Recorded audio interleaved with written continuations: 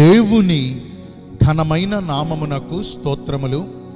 ఈ వాగ్దానమును వింటున్న మీకందరికీ మన ప్రభువును ప్రియ రక్షకుడైన యేసుక్రీస్తు నామములో శుభములు, మా హృదయపూర్వకమైన వందనములు. ఈరోజు మీ కొరకైన దేవుని వాగ్దానము కీర్తనలు గ్రంథము 31వ కీర్తన 19వ చరణము. నిన్ను ఆశ్రయించు వారి నిమిత్తము నీవు సిద్ధపరచిన మేలు ఎంతో గొప్పది. మంచి దేవుడైన యేసయ్య ఈ మంచి వాగ్దానమును నేడు మనందరి జీవితములలో నెరవేర్చునుగాక. ఆమేన్. ఈ వాగ్దానాన్ని వింటున్న ప్రియ దైవ జనాంగమా, మహోన్నతుడును సైన్యములకు అధిపతి అయిన యెహోవా దేవుడే మనకు ఆశ్రయమును మనకు దుర్గమునై ఉన్నారు.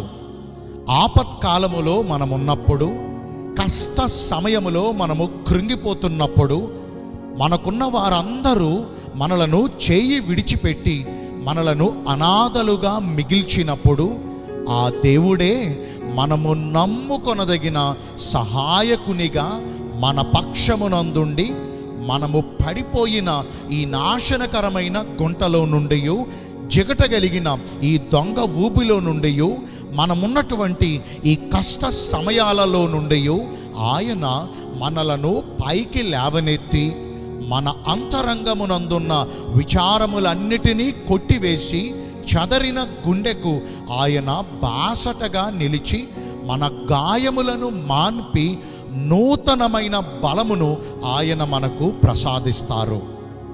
నరులను నమ్ముకొనక, శరీరులను తమకు ఆధారము చేసుకొనక, ఈ లోకమును గాని ఈ లోకములో ఉన్న వాటిని గాని ప్రేమించి ఆశ్రయించక, మన పూర్ణ హృదయముతో ఆ గొప్ప దేవుడైన యెహోవా దేవుని యందు నమ్మకము నుంచి ఆయనను ఆశ్రయించి ఆయన చెంత చేరువారికి ఆయన సిద్ధపరిచిన మేలులు ఎంతో గొప్పవి. దేవుని ఆశ్రయించు వారికి ఆయన దాగుచోటుగా ఉండి వేటగాని ఉరిలో నుండి వారిని విడిపించి, నాశనకరమైన ఏ తెగులు బారినా వారు పడకుండా, మన విరోధి అయిన దుష్టుని కంట మనము పడకుండా, మనకు ఏ అపాయమును కలుగకుండా ఆయన రెక్కల మాటున మనకు భద్రతను, క్షేమస్థితిని దయచేస్తారు. సింహపు పిల్లలు లేమి గొలవై ఆకలి గొనవచ్చునేమో గాని ఆయనను ఆశ్రయించు వారికి ఏ మేలు కొదవై ఉండదు. ఎందుకంటే ఆయనే వారికి కాపరిగా ఉండి సమృద్ధి గల చోట్లకు వారిని నడిపించుచు లోటు లేని తృప్తికరమైన జీవితమును వారికందరికీ దయచేస్తారు. ఇంకా ఆయనను ఆశ్రయించు వారు అంతకంతకు వర్ధిల్లుతారు. వారికున్న దీనస్థితిలో నుండి ఆయన వారిని విడిపించి వారి పరిస్థితులన్నిటినీ మార్చి వారు అంతకంతకు అభివృద్ధి పరచబడినట్లుగా ఆయన వారి అందరి ఎడల కృప చూపిస్తారు. యోధా ప్రజలను పరిపాలించుచున్న రాజైన ఉజ్జియా తన చిన్న వయస్సులోనే యెరూషలేము నివాసులను, యోధా ప్రజలను ఏలనారంభించి వారిని 52 సంవత్సరములు పరిపాలించాడు.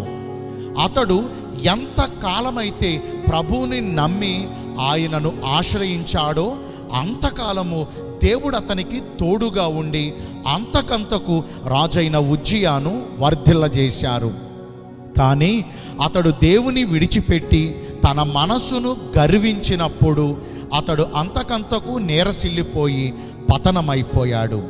మరి ఈ వాగ్దానాన్ని వింటున్న ప్రియ దైవ జనాంగమా, ఆయనను ఆశ్రయించు వారి కొరకు ఆయన యందు పూర్ణ హృదయముతో నమ్మకము నుంచి ఆయన చెంత చేరు వారి కొరకు ఆయన సిద్ధపరిచిన గొప్ప మేలుల గురించి ఇంతవరకు మనము విన్నాము కదా.